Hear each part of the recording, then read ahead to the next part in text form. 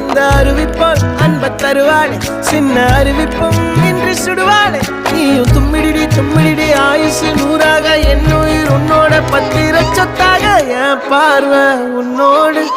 உன் பொம்மை கண்ணோடு பேசாமல் விண்ணோடு